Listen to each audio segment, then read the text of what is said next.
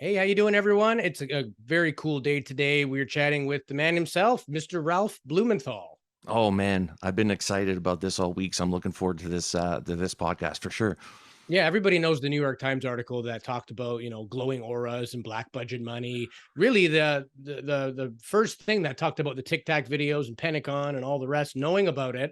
And remember, it was 1969. The government said we're officially out of the UFO research business. So for them to say that there is this program that has existed, it's been one shape or another the entire time. And the man who wrote the article himself is on the show. And if it wasn't for that 2017 article, our field wouldn't have the momentum it has right now. Yeah, So I think probably wouldn't be here, right? Yeah, exactly. We all owe a big thanks to the likes of Ralph and Leslie Kane and Helene Cooper, especially for that article. We're going to get into all that as well as his career and also some of the stuff coming down. That's his new book, The Believer. It's the personal or the passion of John Mack, another brilliant mind we never got a chance to chat with. But today's an exciting day. We've been promoting this for over a month, and he is here coming up right now. Mr. Ralph Blumenthal on UAP Studies Podcast.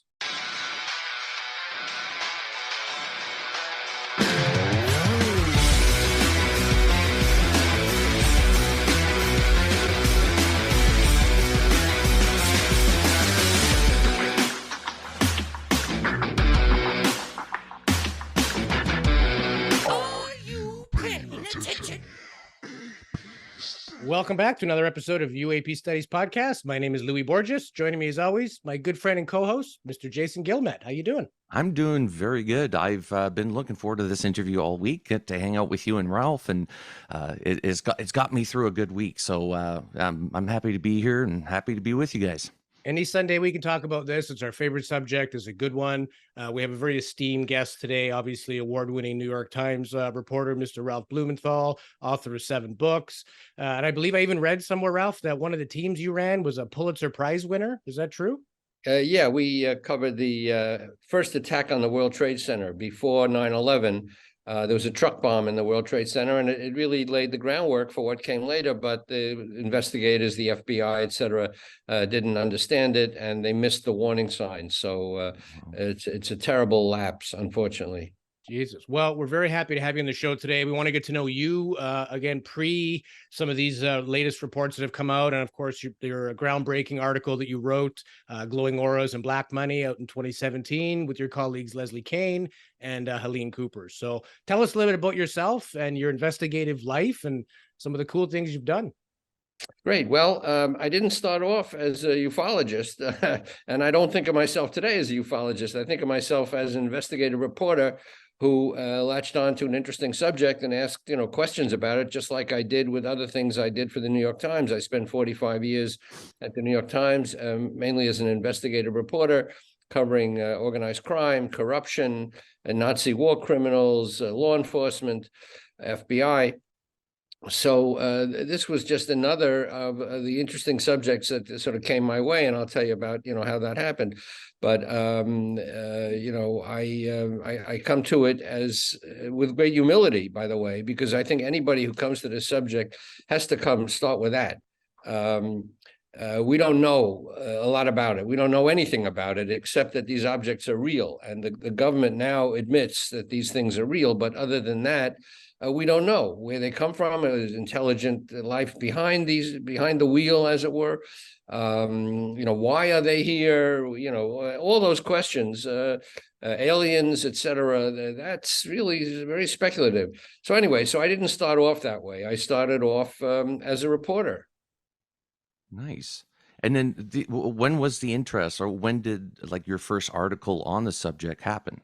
Well, what happened is back in 2004, I was a New York Times correspondent in Houston, covering the Southwest, and I happened to pick up a copy of a book by a guy named John Mack. It was a book called Passport to the Cosmos, and he was a Harvard psychiatrist who got interested in the whole question of these encounters that people were telling him about. And he couldn't really call them patients because they weren't mentally ill. They were just ordinary people who had something unexplained happen to them. So I read the book and I said, wow, this is really interesting. This is back in 2004. And I should call this guy up for an interview. I thought he'd make a great story in the New York Times. I did not realize that he was already very famous. He'd been in the New York Times. He'd been written up in the magazine. He'd been on Oprah. He'd written a lot of articles. He'd written these 2 books. He'd been investigated by Harvard to little effect, as it turned out. But anyway, I thought I'd call him up for an interview, and then I pick up the paper a few days later and find out he's been run over in London and killed by a drunk driver. Very, it sounds, suspicious, but it turned out not to be. It was just a simple yank looking the wrong way down a London street. And that got me interested in the subject. So that was 2004. And then through a whole series of events that were unrelated to John Mack, really, Leslie Kean and I, and then Helene Cooper at the New York Times, got interested in or found out about this secret Pentagon office that was investigating UFOs. But so that's really the story of how I got involved. But it just happened I had been working on the John Mack book. It wasn't really related to the New York Times story. So did you have people reach out to you and say, we want you to run this story? Like, was it brought to you, or was it just from the gathering of information from you and all of your counterparts before you guys wrote that article? Like, what no, it was, that there are a lot of conspiracy theories around, especially on the web, that this is part of some plant. I can tell you for sure that it was not, the story was not really given to us. Leslie Kean happened to be down. She's really the preeminent writer on UFOs, investigative reporter, wrote a book on generals and pilots who reported UFO encounters back in 2010 or 11. She wrote that book.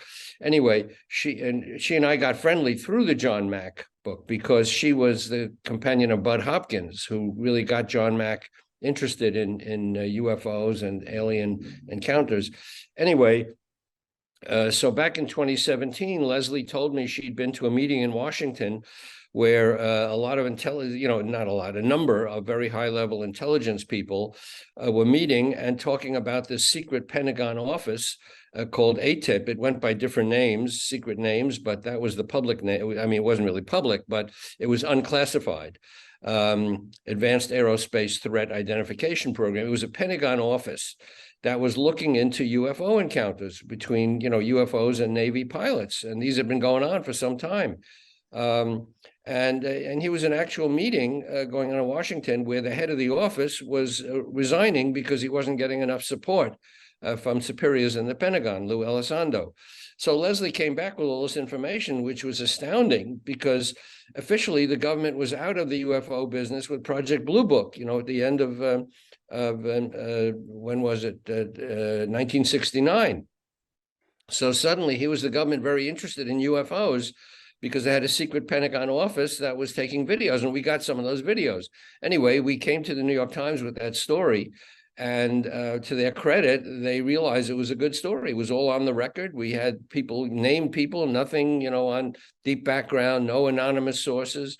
And Harry Reid, the Senate Majority Leader, the Democrat, Helene Cooper had flown out to Nevada to talk to him. And he said, yeah, he got the $22 million to support the secret office of black money, undisclosed funds. So that's how the story came about. And it was on the front page, December 16th, and it caused, a real uproar. Yeah, there's a distinct difference between the world of ufology pre that article and since that article. And I know a lot of people that weren't really too much into this topic started taking it more seriously, got more credibility. Obviously, press time, clicks, shows start being created. We're one of the examples of that as well. So again, anytime people are talking, it's a good thing. But this really was groundbreaking. I mean, this is the first time in a long time. And as you mentioned, the government is no longer in the UFO business. So this is the first time now that Pentagon and media is being allowed to say that there's something we don't quite understand. Right. It came at a good time. I must say, a lot of things were happening. I mean, the internet was certainly fueling the interest in UFOs. But for a long time, the government wasn't telling the truth about it. It was covering up. It's clear about that. And mainstream media was kind of snarky, including the New York Times. They were not really giving full attention to these stories because a lot of the sightings really were being reported by individuals. I mean, this had been going on for a long time, but ordinary people reporting these sightings. Now suddenly we had the best trained observers in the world, Navy pilots and Air Force pilots whose training, cost millions of dollars to taxpayers with the most sophisticated equipment, that they were saying these things too. And the images were being caught on their, gun cameras and imaging devices. So it was pretty hard to avoid. So a lot of things came together at the right time. And then it seemed that, we made the subject safe, you could say, for other mainstream media. I don't want to take too much credit for that, but the timing was good. And once the New York Times wrote about it, then, other publications felt they could write about it. Yeah, you definitely kicked the ball in the air with that one and got a bunch of, like, Louis was saying, with, a bunch of us. Like, I remember reading the article, it was on MSN or something like that it was shared through, and the data got released, and I was at work. I was just farting around looking at the news, and all of a sudden I saw the article. I'm like, oh my God. And I shared it with everybody in the office, right? Because I've never shut up about UFOs. I've always talked about it and wear it on my sleeve. And, I got a lot of mockery because of it over the years. But getting something like this was like a validation of sorts. And like I said, you motivated Louis and I to get the ball going and be more active within the community and question things as well, like ask a bunch of people what's going on. So it, like I said, it all leads back to that article. So we thank you very much for that. Definitely.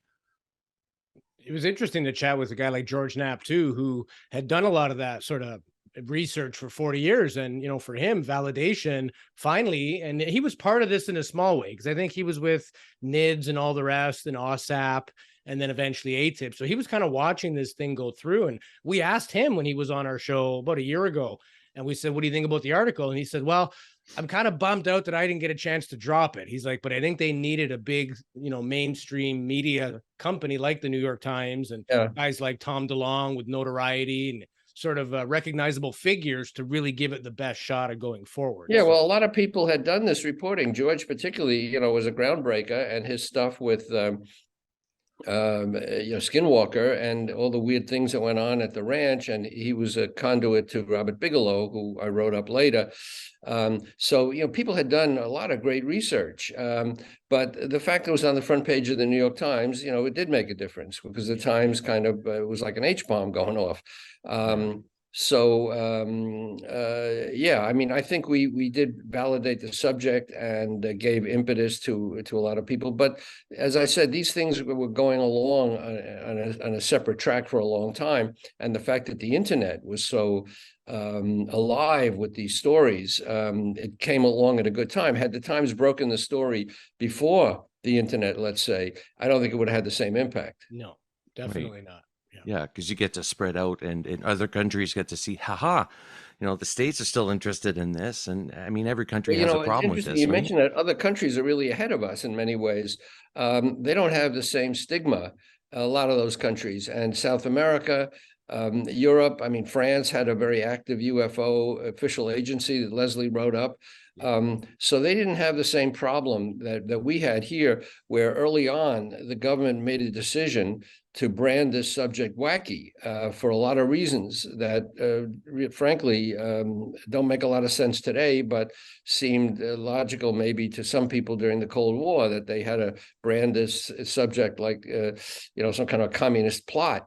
But other countries have been ahead of us, but they don't have the technology that we have.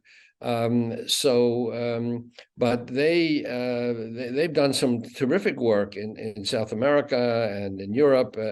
And by the way, this is an international global phenomenon. People, so-called skeptics, who I don't really count them as skeptics because they don't have an open mind, but they've said, well, why is this only happening in America? Well, it's not only happening in America. We happen to have the best communications network to distribute these stories, but this is a worldwide phenomenon. And John Mack, who we'll get to, the guy that I wrote up in my book, he actually went all over the world, checking out these stories, Australia and Africa. So this is a worldwide phenomenon, and only now that's really being recognized. And so far, the world hasn't really come together on it. I heard you say earlier that, even the term or aliens is presumptuous because we just don't know. So I wanted to ask you, and I'm asking everybody this year, all the big name people we have on our show, at the end of all your research and everything you've read and surmised about this whole topic, what do you think is actually going on? What do you think? What I think and what's really going on, I mean, my thinking is not really based on much except data that's been collected, and this is what convinced John Mack. He spoke to so many people who had similar stories, and he ruled out so he was much smarter in this than I am, obviously. I mean, he had professional credentials to study the human mind, so he found out after interviewing hundreds of these people that they were ordinary people in every way. They were not mentally ill. They were not looking to make a quick buck on these stories. If anything, they were ashamed of for some reason. It wasn't their fault, but they were ashamed of what had happened, and they were hiding. And it happened to people from all walks of life, in many countries, young and old, sometimes children as young as 2 years old who weren't going to the movies, and they weren't reading books about UFOs.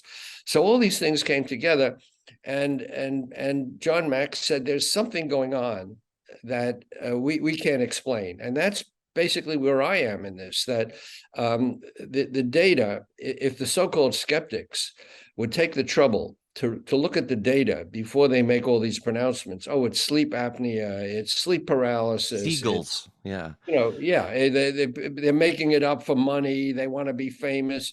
All these things that don't hold up in factual analysis. You eliminate all of the possibilities, and you're left with the fact that there is some phenomenon out there that we don't understand. And John Mack said, probably this was his most controversial utterance, he said, maybe what these people are reporting actually did happen on some level. In other words, they really did, make contact with alien beings, and there are aliens, manifesting to some people. Again, why they're manifesting to some people, not everybody. Why everybody can't see this happening is one of the many mysteries. And sometimes two people in the same place, one has an encounter and one doesn't. So, there's all these questions about it, but you ask me my belief, it's not so much a belief, it's just you put the stories together, the evidence, and there's something going on that we can't explain. So that's as close as I can get to it.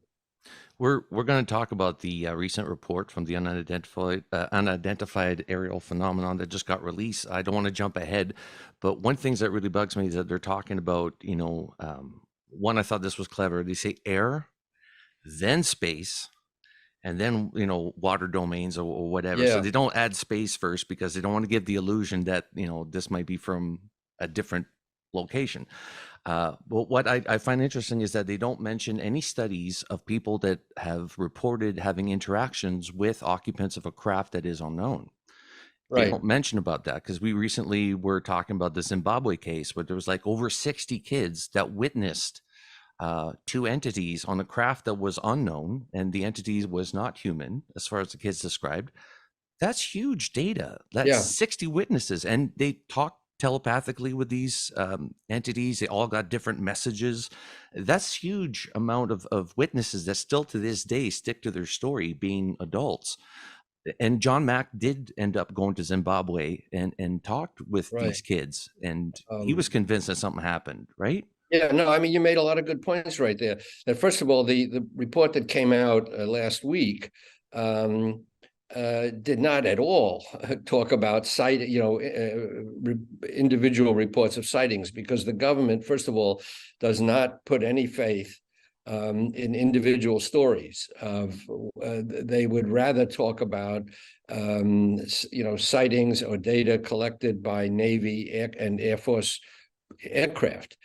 So maybe that's good in a way, but the sighting, the incident in Zimbabwe, in 1996, I believe, called the aerial phenomenon, because it was an aerial school. The school was called Aerial School, where it happened. And there's actually a very good documentary, as you know, by Randy Nickerson, who was one of John Mack's research subjects.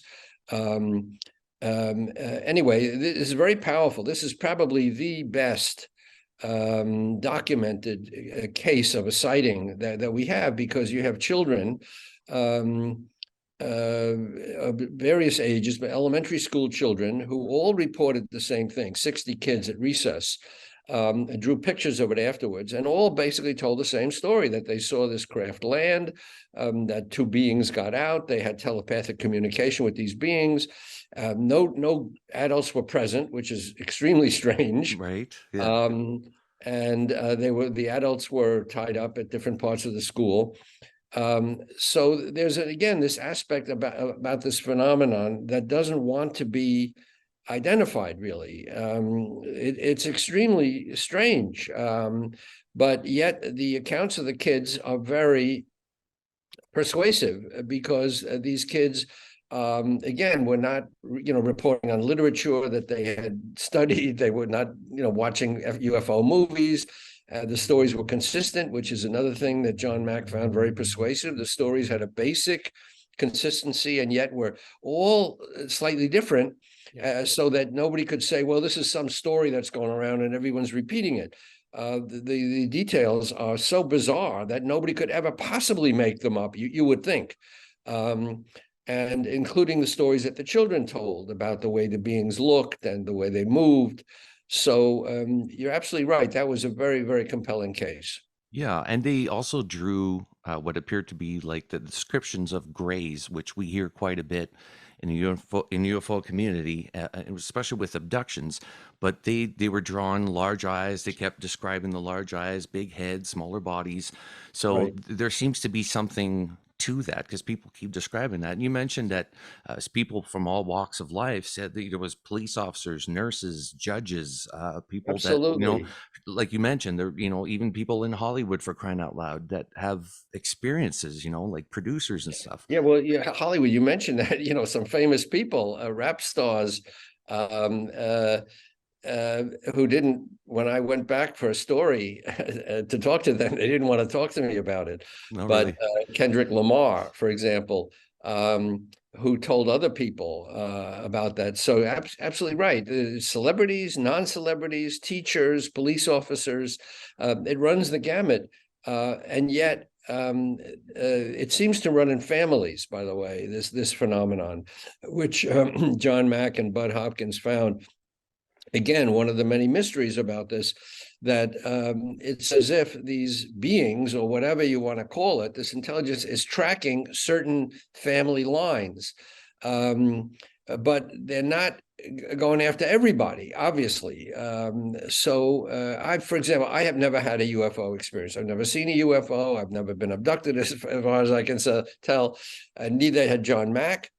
So the question arises, well, who makes these decisions and why? It's one of the many imponderables here. And one of the fruitful lines of scientific inquiry, you would think, would be to study the people, or the brains of people who have had these, or you feel they've had these encounters, let's say. How do they differ from other people, and what shows up in their mental processes that doesn't translate to other people? That would be an interesting scientific and there are people looking into that, by the way. I mean, Jacques Vallée and others are actually interested in this subject. So again, I keep returning to the so-called skeptics, who are not really skeptics, because they don't have an open mind. All they do is debunk this stuff. And if they would take the trouble to look at it and look at the data, and the data is huge. I mean, millions of people, literally millions of people around the world, over 50 years or so, at least 50 years, have had these strange encounters. So what is really going on? So there's a lot of possibility of scientific inquiry, but most of it has not been done. Yeah. And if you think about it from a genetic level, you were mentioning it's familial, or it's sort of a lineage-based thing. Some people have said that they do genetic tests and that type of thing when they've had these abduction encounters. And it's like, well, maybe there's some credence to that. If there was some work done generations ago, maybe they're trying to keep track of what's happened in consequent, generations. Has the DNA reproduced correctly? You know what? It's a good question, but so far it hasn't borne any fruit.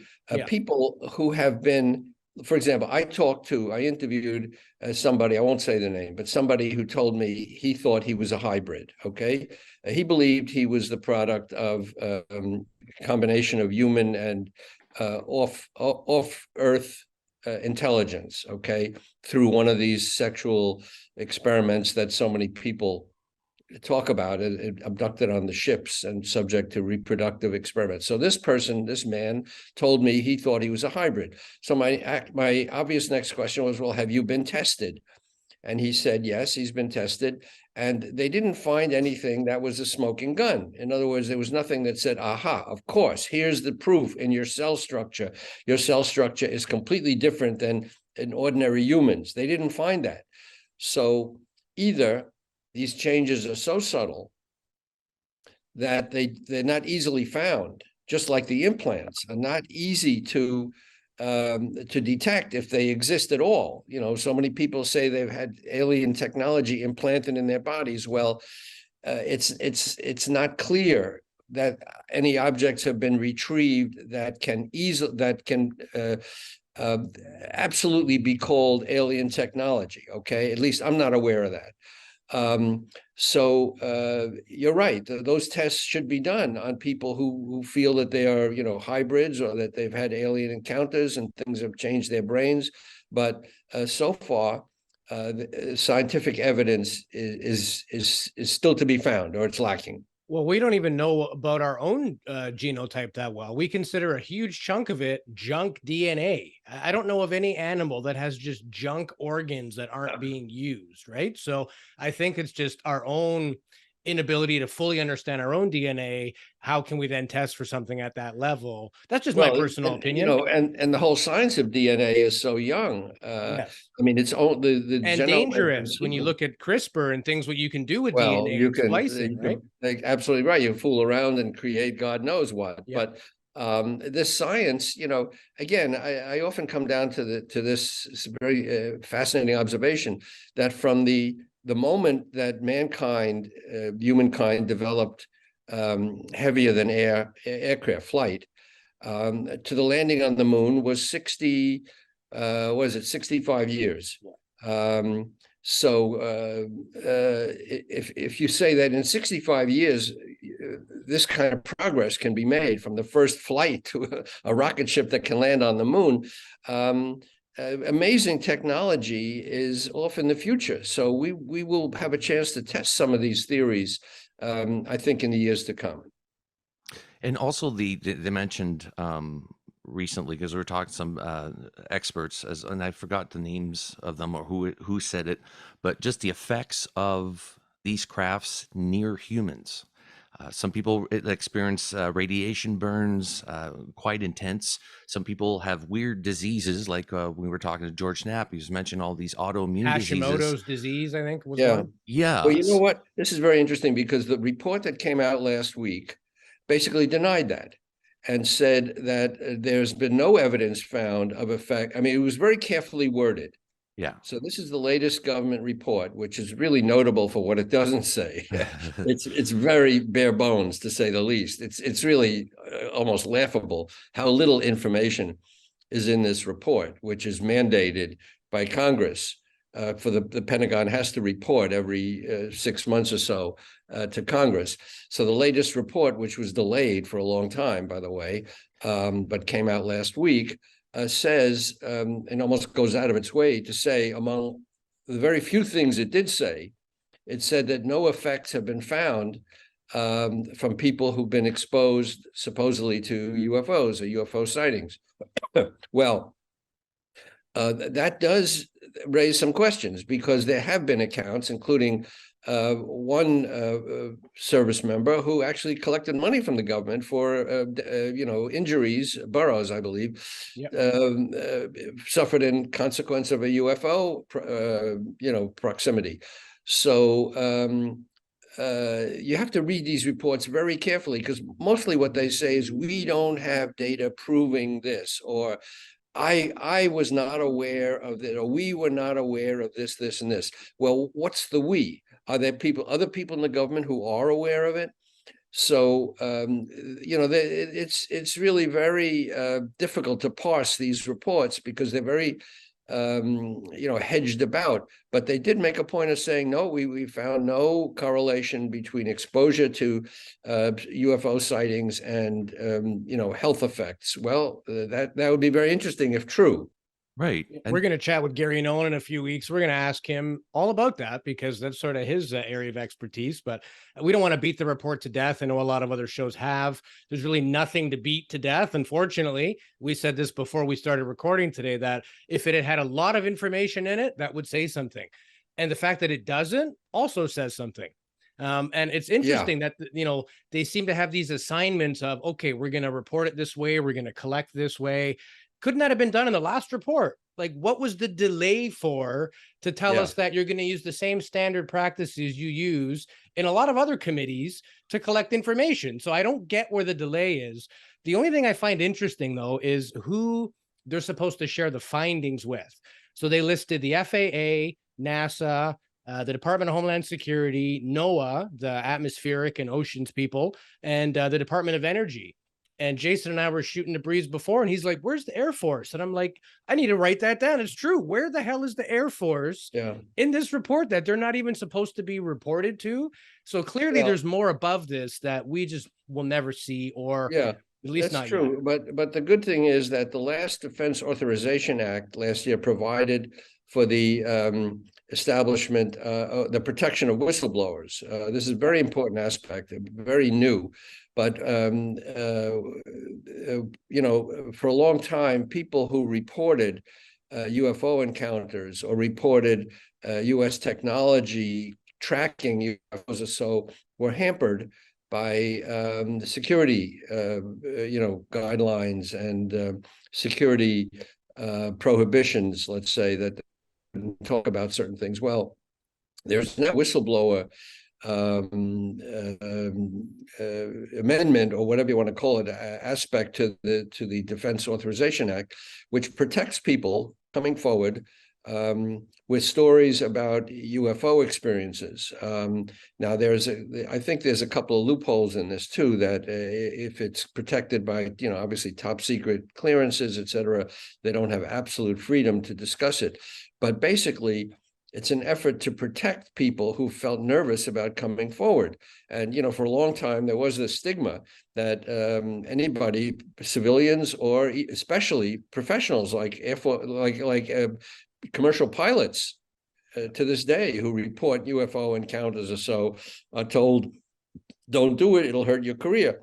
So now the government, we reached a point, we made progress. We reached a point where there's an official whistleblower protection provision in the law, and encouraging people to come forward and tell their stories. So we will see how much new information that produces, but that is definite progress.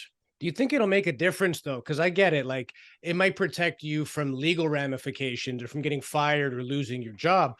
But if this is a reputation thing, kind of an unspokables, and it's kept a lot of people from coming forward, not just the fear of legally, but, hey, am I going to have a job as a pilot if my colleagues think I'm nuts? So, yeah, it might protect you from the courts, but it still may not fully.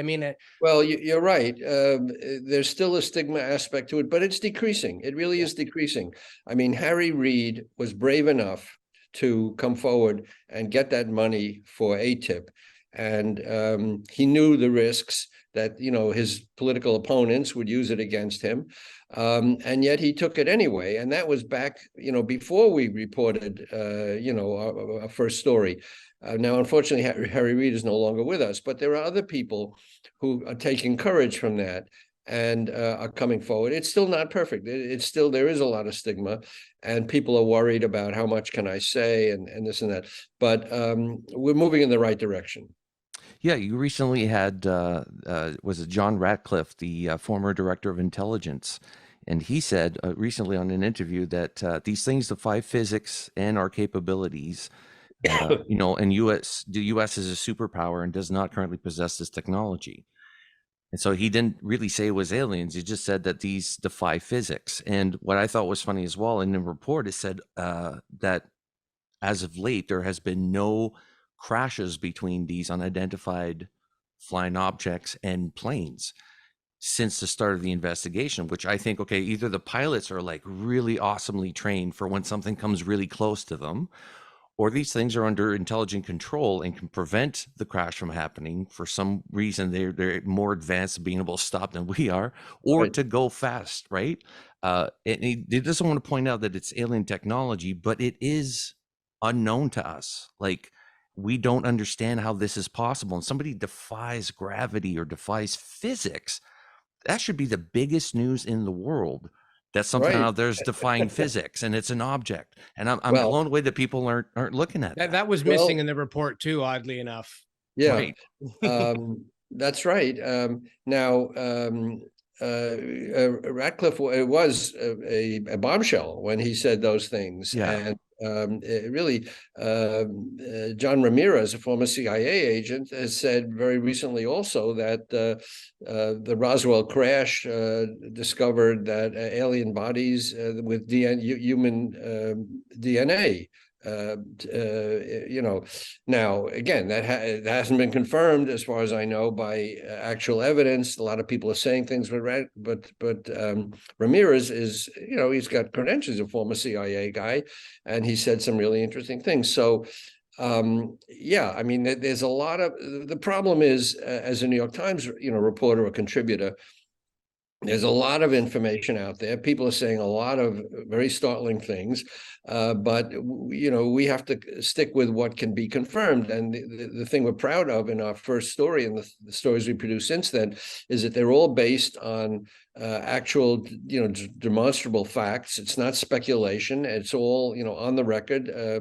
So we had to stick with what we could prove. We heard a lot of stories, Leslie and I and Helene, that we didn't put in the New York Times because we couldn't confirm it. The furthest we got actually was our last story, where we reported that Congress or congressional committees were briefed on possible crashes and recovery of UFO debris. Now, this is a very sensitive topic to this day. It's highly classified, and we didn't report anything that was classified. All we said was Congress was briefed, or certain congressional committees were briefed on with slides that mentioned possible recoveries of off-Earth material.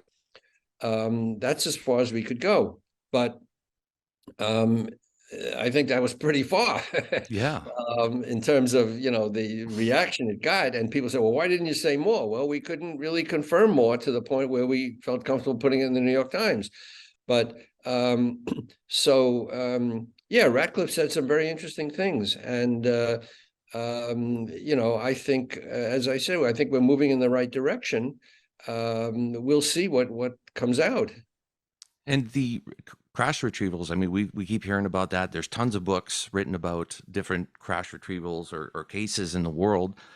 What I find is that one of the very first whistleblower was Bob Lazar. And I don't know what your opinion is on Bob Lazar, but he was the first one to sort of show the U.S. government knows that these things, there was 9 crafts. Some of them were functional, some of them were not.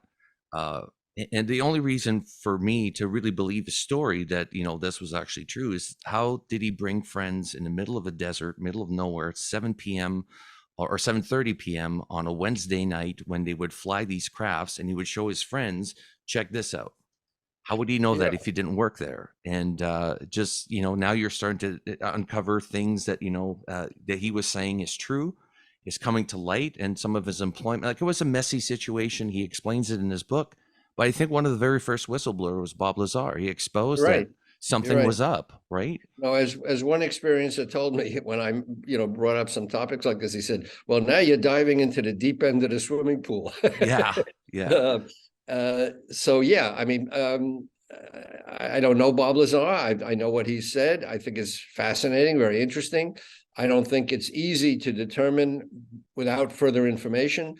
how much of what he said can be, confirmed. And we don't see pictures of these craft. We don't see, the public, there are people who say they've seen these craft in the possession of the US government. It's a very intriguing area of speculation, let's say. Does the government have possession of alien craft? Is it, back engineering, reverse engineering this for our own? There was a guy at, I forgot, was it Northrop or Grumman, who said something close to that, he knew that we were reverse engineering alien craft. But again, it hasn't been confirmed. It was said in an oblique way. It's incredibly intriguing. There's clearly an arms race going on to understand this technology. I mean, recently, 0-point energy was confirmed.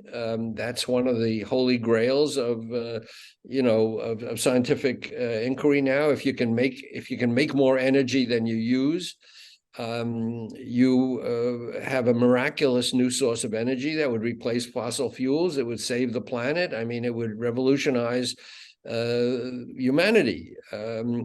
So that's pretty astounding, if it can be taken to the next step. But for the first time, there was a scientific advance that gave credence to this. When it came up once before, it was ridiculed and it was shown to be inaccurate or whatever. I remember when the furor over it about 10 or 20 years ago, they said, no, it was a mistake. There is no 0-point energy. Well, now they're saying, yeah, it's possible. So, you think of, again, the trajectory here, we're only in the beginning of this research. And Avi Loeb, by the way, at Harvard, who was kind of John Mack's successor in some ways, although he doesn't talk about aliens, he talks about, scientifically solid observations of mysterious objects that have entered our atmosphere. And he's looking for one such thing now on the floor of the ocean. He's a very interesting guy, and he's saying some of the things that John Mack said, but he's not getting into trouble for it because he's sticking to the science. And Mack was a psychiatrist who did a lot of speculation, beyond his expertise. But they both came from Harvard. And it's very interesting. And what they agree on, by the way, is that the scientific establishment has been too timid, has been, afraid to pursue certain areas of inquiry, and has been very quick to shut down, renegade hypotheses. So I think it's very interesting to watch what Avi Loeb is coming up with. He's very careful not to say anything that can't be proven. We had him on our show a few weeks ago. We actually did a poll on one of our Facebook groups and said, what question do you want to ask? And somebody said, ask him why he debunked the Ukraine UFO case as, no flashbang, sonic boom, but then how come the Tic Tac behaved the way it did? So I asked him that viewer question, and he basically just went in and said, well, how do we even know it's a Tic Tac? That's what was seen, but there's inherent error in human observation, even though they're, pilots and really well-trained people and the greatest of observers, we're still humans. The machine that we have is only so good. And right. He basically said, like the Tic Tac itself, yeah, a lot of people know, but we don't know. We don't have the data. It was taken off the ship, wasn't triangulated. And he's just very careful that he wants to be the guy. And I wholeheartedly believe this. He wants to be the first guy to actually find proof that nobody can refute. But anything shy of that, he's not going to give you a straight answer because he knows he's going to get roasted. He's very smart about it. Yeah. He is sticking to the science, but he wrote a whole book about how Oumuamua, this object that it came into our atmosphere from outer space and then left before anybody knew what it was or could measure it. But based on the observations of this thing that came in and then went away, that it did not obey the natural laws of meteorites. So it seemed to have some kind of a power source, a light sail, he thought. So that's really interesting. So he's saying these things in a scientifically acceptable way, to his credit. So he's not getting in the same kind of trouble that John Mack got into at Harvard, where they accused him of being so enthusiastic and not being scientific enough. So, which was partly true. John Mack was enthusiastic, and he let his enthusiasm carry him beyond what could be proven, let's say, but they didn't want to listen to him. And eventually Harvard caved. I mean, they said that he didn't do anything wrong. But Avi Loeb is really coming from a somewhat different aspect as an astrophysicist, as he would be. He's not a psychiatrist. But it's very interesting what he's saying. Yeah, I think the subject has multiple fields of study. This, you could do a university course for a few years, or a college course a few years on just ufology, the different levels and aspects of it and where it leads. Since the start of this podcast, I was very adamant, Bigfoot, ghosts, all that. That's all bullshit. It's not true. But the more we dig into this, the more we find, okay, well, there's people saying, no, there's something linked with paranormal activity in certain locations across the world. Well, absolutely right. What you're saying is something that John Mack ended up with, that he started off, he didn't start off investigating alien encounters. He was a very well-grounded psychiatrist. He studied nightmares. He won a Pulitzer Prize, writing about Lawrence of Arabia and his mental processes. But then he got interested in these encounters that his, research subjects were telling him about. And in the end, he started getting interested in a lot of other paranormal things, like crop circles and survival of consciousness after death and things like that. So he did think it was related. And of course, Whitley Strieber, who wrote about his own very striking encounter with the paranormal, thinks that death is part of this web of anomalous experiences that we certainly don't understand what death is. People have had near-death experiences, and they've come back and they remember things that they're not supposed to have remembered because they were dead, quote, dead. So and John Mack was studying this when he was run over. So he realized that there's a lot of other things that, sort of come into this beyond alien encounters. And it's just one of the many mysteries we have.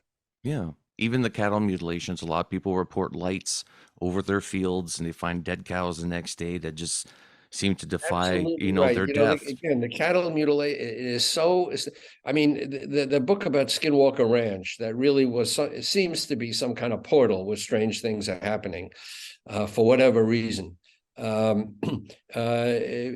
Is an object lesson that here's a place. And I just heard about a place in Norway. I was on another show where the host said, "Are you aware of the experiences in this place in Norway?" And I said I wasn't.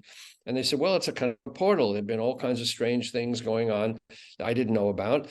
And certainly the documentation of the things at Skinwalker, which are documented. I mean, it's not just people telling stories. They did a whole scientific study. And the guy who bought the ranch in Utah from Robert Bigelow is another billionaire, and he's studying it. So I guess it takes a billionaire to really study these things, but they brought in a lot of experts, and to this day they haven't figured it out, why and how, but a lot of strange things are happening.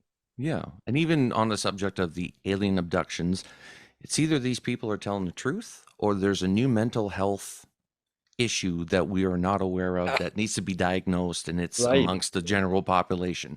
We were Right. talking to Jim Semivan, which is a former CIA agent, worked in the Department of Defense, and he says while he's fully engaged with the Department of Defense, he's part of the CIA as an agent. He wakes up one night with 3 little dudes in his room.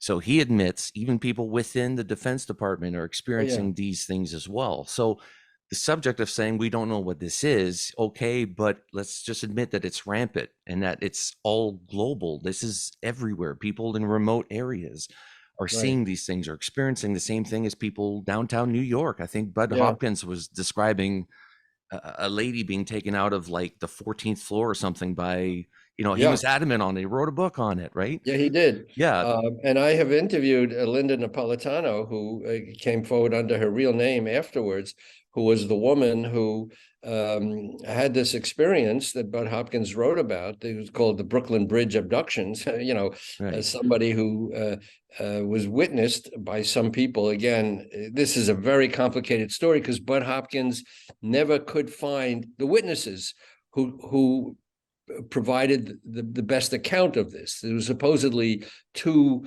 security guards for Secretary General of the UN who witnessed this woman being abducted out of her window over the Brooklyn Bridge by three alien beings, like angels, flying flying her out of the window into a UFO that then went into the East River, according to the accounts. But anyway, so Bud Hopkins tried to find these two guys who supplied the information. He had tape recordings of them talking to him. He had the letters from them, but he couldn't find them, which is, again, I can't emphasize this enough, that the hallmark of this phenomenon is just when you think you're close to getting an image of an alien, or you're getting the alien autopsy, or you're getting the photograph that you've been waiting for. So it's elusive, and that's not an accident. I mean, it seems to be a feature of this phenomenon that it doesn't want to be easily found out. Now, a skeptic, so-called skeptic, will tell you, well, that's because it doesn't exist. But there are too many people, as you say, millions and millions of people. Either this is a new mental aberration that is affecting a large proportion of people all over the world, from 2-year-old kids to grandmothers and police officers, etc., or there's something going on that we don't understand. Yeah. And we were talking about abductions being part of, family, DNA. They seem to be following through. We do similar things with animals in nature, like, a polar bear. And a polar bear, when we interfere is an alien abduction. First, they see something flying, which usually is like a helicopter. Then they're paralyzed, which is the tranquil shot, the tranquility shot we give them. They can't move. While we move down there, we do a bunch of things. We take blood, we add a collar to them, tracking and all that. If they have babies, we do the same thing. I mean, we do that to animals, and we expect somehow that these things, if they are evolved, would be doing the same thing, just on a higher level. So, yeah. That's my thought, my thought behind it. And even now they're mentioning that apes are entering the Stone Age. They've realized how to use rocks and sharpen up sticks and fish. Is it possible that we had a species more advanced than us here beforehand, and now they're just watching us the same way that we watch the progress of these apes, right? Avi Loeb writes about this a lot. I mean, this guy, first of all, he is so prolific. He writes about 2 blogs or 3 blogs a week, in addition to what he's doing at Harvard. And I get his blog posts. They're very interesting. But he's saying, I mean, if you just imagine the age of the universe, 13.9 or 8 billion years, that gives a lot of different planets a lot of time to develop a civilization. So it is very possible that they have produced intelligent civilizations that have come and gone, long since gone by now, and we might be catching evidence of this now in things that happen to be flying through our airspace or so. But this might be the residue of things that came and went billions of years ago. So it really makes you kind of humble when you try to think of the possibilities. But we are a tiny speck in time in the history of the universe. So the likelihood that we would find somebody right at our level who would be flying spaceships like we would be flying, or rocket ships or so, is really kind of small. They're either way ahead of us or way behind us. But it is fascinating. He's talked about this in great detail. Right, and it's we not. Have a lot of. Sorry, Jay. Go ahead, buddy. No, I was going to say, just my final word. I think we call it an alien experience because it is alien. Whatever it is that you see in the sky, it's not something that's common. If you deal with an entity that you're not familiar with, it is an alien experience, but it is part of nature then. If this is happening to, globally to millions of people, it's part of nature. That means if there's entities from who knows where, it's part of nature, and we should be told about that. We should be treated as adults, and the government should be more giving with the information that they give us and let us know what's happening. Right. And certainly not accuse us of being mentally ill or communist spies or so if we bring this up. I mean, that was really the big failure of the government years ago. I understand the need to, protect national security information. We don't want to tell our adversaries everything we know about space flight and technology, but to have come to the decision to stigmatize this area was a terrible mistake in terms of development of information, and we're suffering from that today. I didn't want the opportunity to pass without mentioning that I have, in addition to the John Mack book that I wrote, came out 2 years ago, but my wife and I have written the first, what we think is the first children's book on UFOs. It's factual, not a fantasy, not fiction. It's called UFOs, OHS, Miracles in the Sky, and it's out in April of this year, 2023, and it's a picture book that we hope will inform children, the new generation, about this phenomenon. So it's not just a fantasy, but this is what we know about it. This is what has been proven about it. This is where the information stands, and we know that the children will be growing up in a world where there'll be a lot of scientific advances in the subject. So this gives them a little basis for understanding this issue, apart from the stuff they'll see on TV, with aliens and all that stuff, which can be counterproductive in a way because it's confusing. So we're proud of the fact that we have this book coming out that will be a kind of an introduction to young people of a subject that they'll see all over the place. I mean, they'll see it in entertainment, be in the newspapers, et cetera. Nice. Let's make sure we have you back on for that, for sure. Definitely. I was just going to say, where everybody's always looking for proof. We get hammered by people like, where's the proof? What your people say, all this stuff. Where's the proof? You mentioned this is a blip in time. So we are on a proof finding mission. And if it wasn't for people like yourself taking the time, writing these articles, putting their reputation and their name behind it, we wouldn't be where we are right now. You and a handful of other people are really making things possible. And your colleague, Leslie Kane, as well. We give her a lot of credit for that too. So we really want to thank you for coming on the show today, Ralph. Before we close, where can people follow you or find out more about yourself? Yeah, thank you. I have a website, ralphblumenthal.com, which lists all my books and my bio and contact. There's a contact tab. And I love to get information from people. I'm in touch with a lot of people with stories. I tell them I'm interested in your stories. And I've, try to follow up as much as possible. It's difficult to, obviously to keep track of everything that's going on. But I do like to, get information. I follow a lot of people on Facebook. They follow me. And again, there's a lot of, people say, show me an ashtray from a spaceship and then I'll believe in it. Well, there's a lot of proof already.